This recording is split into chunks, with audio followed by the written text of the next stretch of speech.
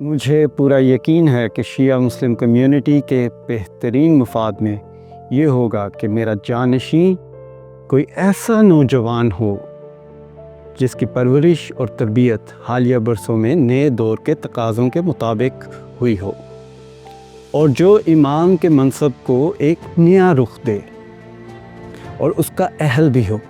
اس وجہ سے اگرچہ وہ میرا براہ راست وارث نہیں ہے، میں اپنے پوتے کریم کو، جو میرے بیٹے علی کا بیٹا ہے، آغا خان کا خطاب استعمال کرنے کا حق دیتا ہوں اور اپنے تمام پیروکاروں کا امام اور پیر مقرر کرتا ہوں۔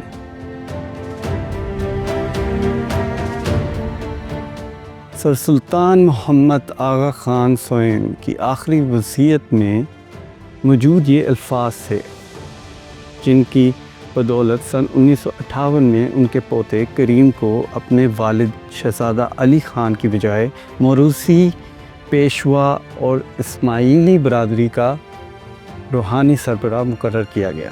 شہزادہ کریم آغا خان کو نہ صرف اسماعیلی برادری بلکہ پوری دنیا میں بہت عقیدت اور عزت کی نگاہ سے دیکھا جاتا ہے۔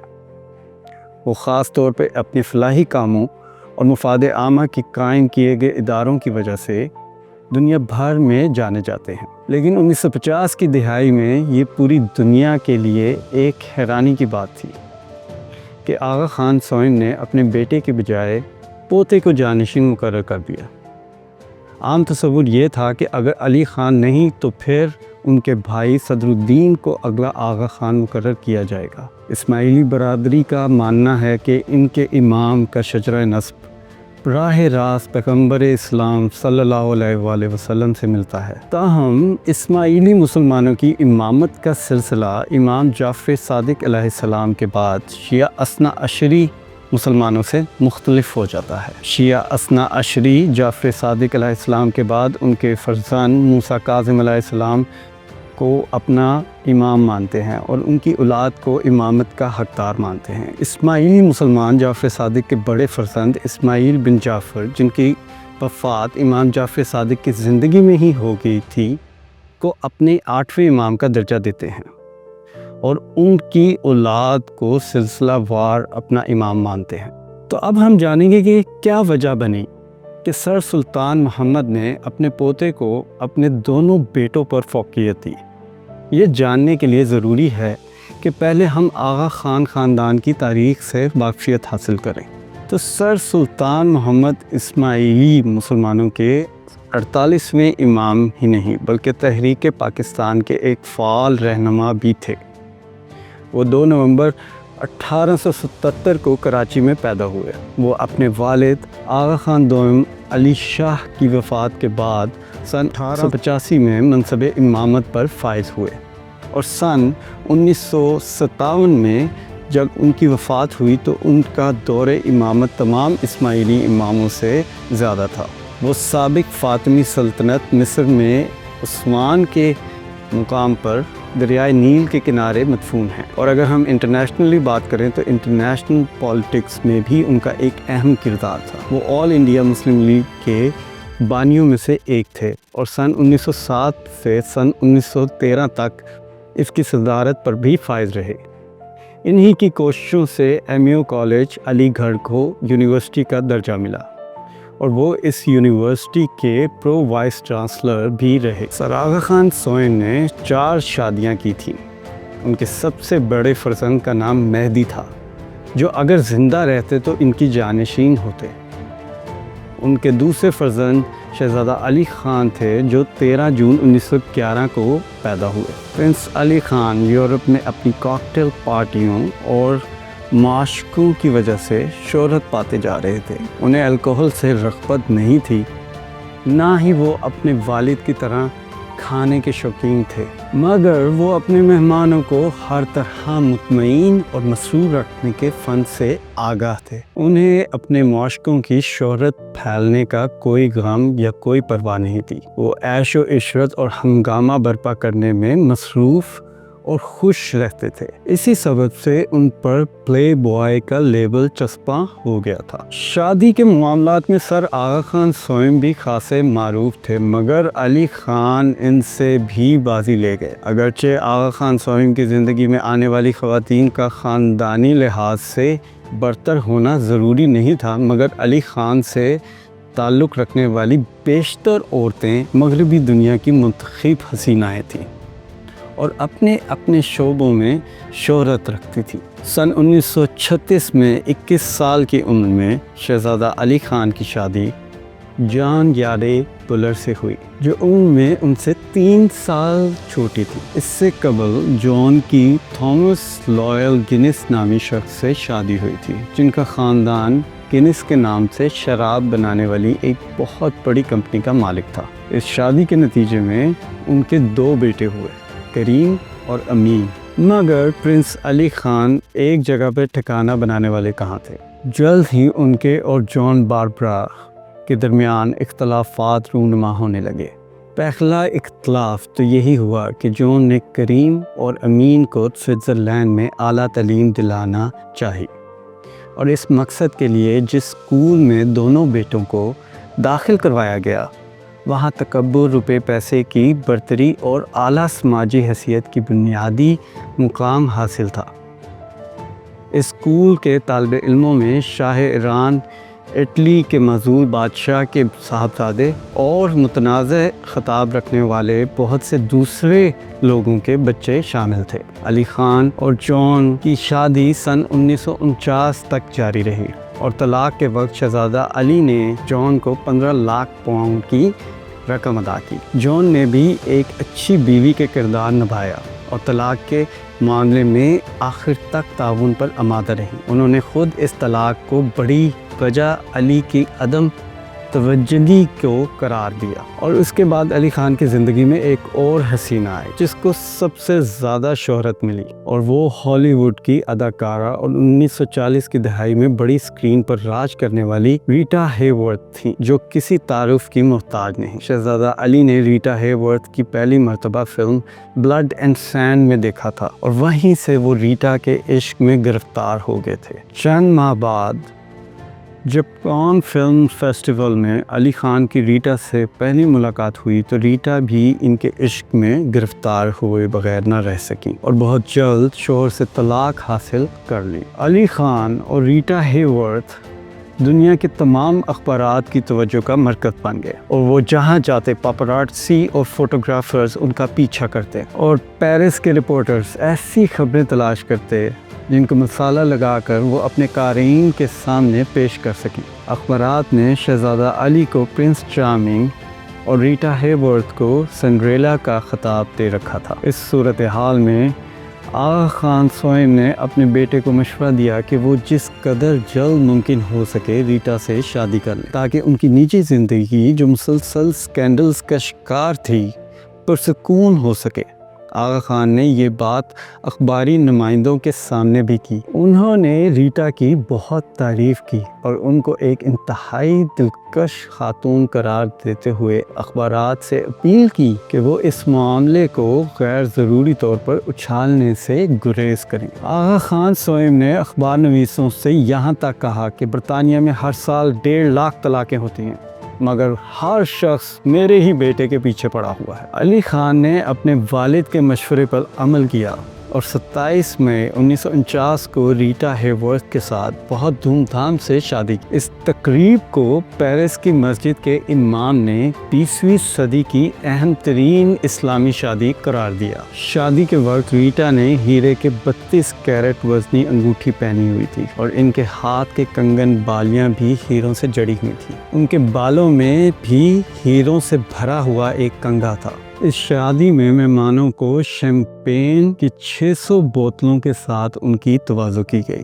اور 120 پاؤنڈ کا کیک تھا۔ اس شادی کے نتیجے میں شہزادے کے ہاں ایک بیٹی یاسمین پیدا ہوئی۔ ریٹا اس وقت بڑی اسکرین کی دیوی تصور کی جاتی تھی۔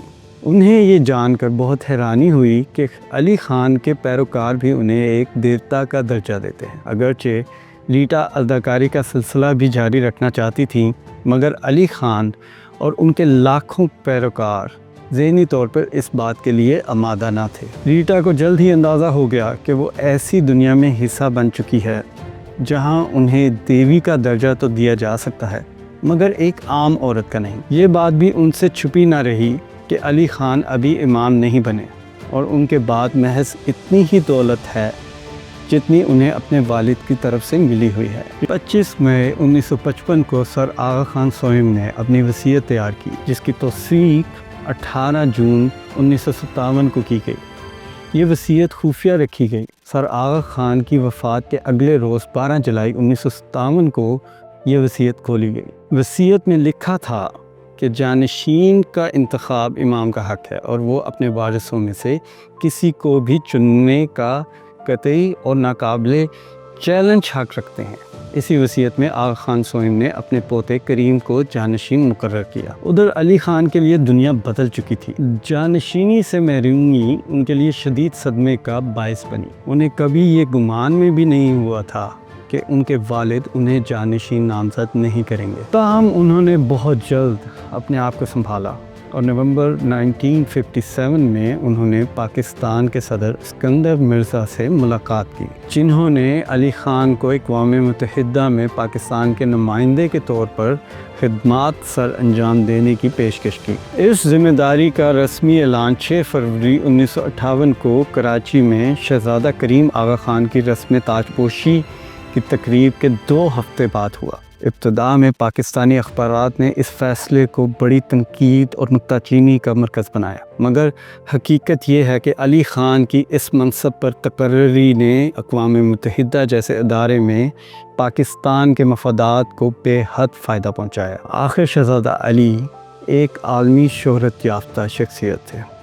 اور دنیا بھر کے معتبرین ان کی بات توجہ سے سنتے تھے۔ ستمبر 1949 میں شہزادہ علی خان نے اقوام متحدہ میں پاکستان کی خارجہ پالیسی کے مطابق الجزائر کی جدوجہد آزادی کی حمایت کی۔ ان کے اس موقف سے فرانس، جہاں کہ وہ عملاً شہری تھے، سخت ناراض ہوا۔ کچھ عرصہ بعد حکومت پاکستان نے پرنس علی خان کو ارجنٹینا میں پاکستان کا سفیر نامزد کیا، مگر اس سے قبل کہ وہ اپنا یہ منصب سنبھالتے، وہ 12 مئی 1960 کو پیرس میں ایک ٹریفک حادثے کا شکار ہو کر اپنے خالق حقیقی سے جا ملے۔ آغا خان سوئم کی وفات کے بعد دنیا بھر میں شہزادہ کریم کی تخت نشینی کی رسومات شروع ہوئیں۔ 23 جنوری 1958 کو کراچی میں بھی پرنس کریم آغا خان کی رسم تخت نشینی ادا کی گئی۔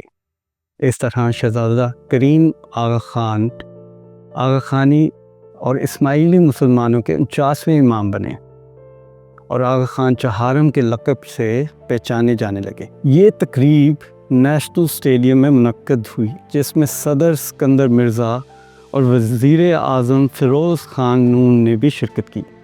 تقریب میں شہزادہ کریم آغا خان کے تقریباً 1.5 لاکھ پیروکار بھی موجود تھے۔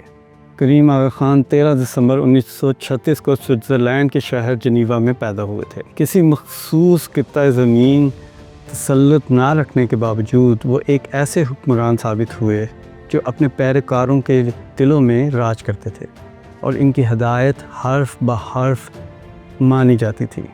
سن 1969 میں پرنس آغا خان نے ایک انگریز خاتون سے شادی کر لی، جن کا اسلامی نام سلیمہ رکھا گیا۔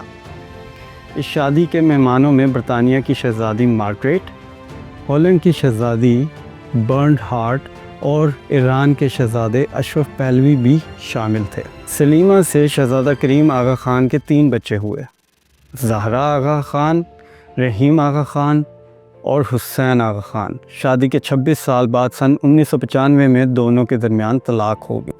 سن 1998 میں کریم آغا خان نے دوسری شادی کی، جن کا اسلامی نام انارہ تھا، جن سے ایک بیٹا علی محمد آغا خان پیدا ہوا، مگر چند سال بعد سن 1911 میں انارہ سے بھی طلاق ہو گئی۔ پرنس کریم آغا خان دنیا بھر کے لوگوں کے مالی، عملی اور صحت کے امور پر مدد کرنے کے لیے ہر وقت کمر بستہ رہتے تھے۔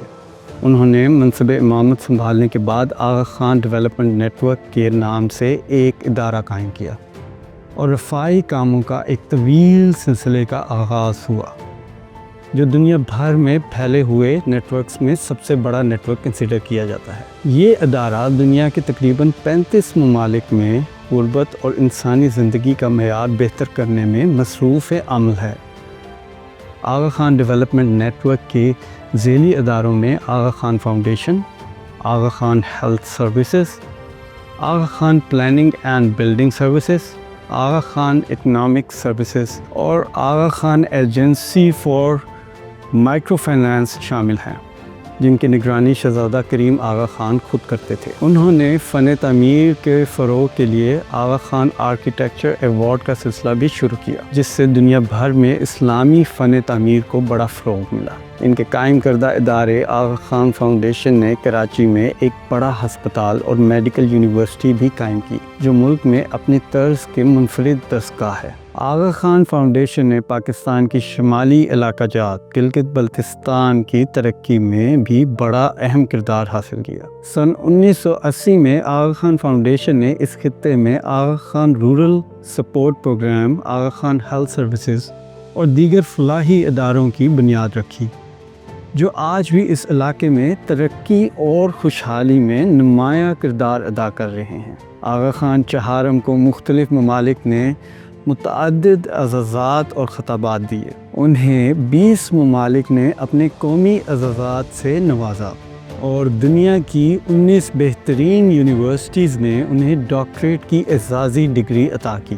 انہیں جو اعزازات عطا ہوئے ان میں حکومت برطانیہ کی جانب سے ہز ہائنس کا خطاب اور night commander of the British umpire کا اعزاز، کینیڈا کی اعزازی شہریت، امریکی اکیڈمی برائے آرٹ اینڈ سائنسز کی فیلوشپ اور حکومت پاکستان کی جانب سے نشان امتیاز کا اعزاز شامل ہیں۔ پرنس کریم آغا خان 4 فروری 2025 کو پرتگال میں انتقال کر گئے۔ انتقال کے وقت ان کے فیملی ممبرز ان کے ارد گرد تھے۔ آج وہ اپنے خالق حقیقی سے جا ملے ہیں، لیکن ان کی پرائیویٹ لائف جیسی بھی ہو یا ان کے جو بھی فیملی ہسٹوری کا بیک گراؤنڈ ہے، اصل بات یہ ہے کہ اس خاندان نے پاکستان کے لیے بہت سے پازیٹیو کام کیے ہیں، جن کی وجہ سے پاکستان کا نام روشن ہوا ہے اور پاکستان کی ڈیولپمنٹ میں بھی بہت مدد ملی ہے۔ اس وجہ سے ہم پرنس کریم آغا خان کو خراج تحسین پیش کرتے ہیں۔ آپ کا بہت بہت شکریہ۔ اپنے اس چینل پاکستان اپڈیٹس کو سبسکرائب کریں اور اپنی آراء کا اظہار کریں۔ اللہ حافظ۔